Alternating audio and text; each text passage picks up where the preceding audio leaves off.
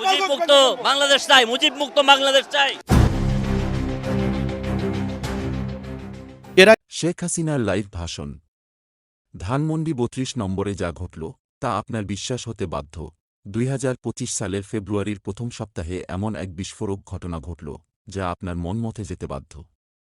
বুধবার রাত ৯টায় শেখ হাসিনার লাইভ ভাষণ শুরু হতেই সারা দেশে এক বিপ্লবী উত্তেজনা ছড়িয়ে পড়ল। শেখ হাসিনার ভাষণ শুনে ছাত্ররা ধানমন্ডি ৩২ নম্বরে জড়ো হতে থাকে এবং তারা ঘোষণা দেয় বুলডোজার মিছিল।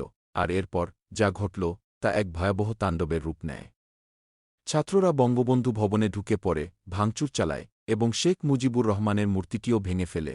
এ সময় ছাত্ররা গর্জে ওঠে, শেখ হাসিনাকে দেশে ফিরিয়ে আনা হোক, তার শাস্তি নিশ্চিত করতে হবে। তারা আরও স্লোগান দেয়, যারা ছাত্র হত্যায় জড়িত তাদের কোনো চিহ্ন বাংলাদেশের মাটিতে থাকতে পারবে না। তাদের প্রতিবাদ এমন এক তীব্র রূপ নেয় যা পুরো দেশের রাজনৈতিক পরিস্থিতি পরিবর্তন করে দেয়। এটি ছিল সেই সময় যখন গত বছরের ৫ আগস্ট বৈষম্য বিরোধী ছাত্র আন্দোলনের সময় শেখ হাসিনা পদত্যাগ করে দেশ ছেড়ে পালিয়ে যান। সেই সময়েও উত্তেজিত জনতা ধানমন্ডি ৩২ নম্বরে আগুন ধরিয়ে দেয়, কিন্তু এবার পরিস্থিতি অনেক ভয়াবহ হয়ে ওঠে। আন্দোলন সারা দেশে ছড়িয়ে পড়ে এবং ছাত্ররা ঘোষণা করে, শেখ হাসিনার শাসন যতদিন থাকবে ততদিন আমাদের আন্দোলন থামবে না।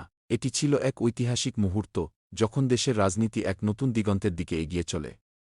এখন প্রশ্ন, ছাত্ররা কি তাদের আন্দোলনে সফল হবে? দেশের ভবিষ্যৎ কি নতুন রাজনৈতিক বিপ্লবের দিকে চলবে?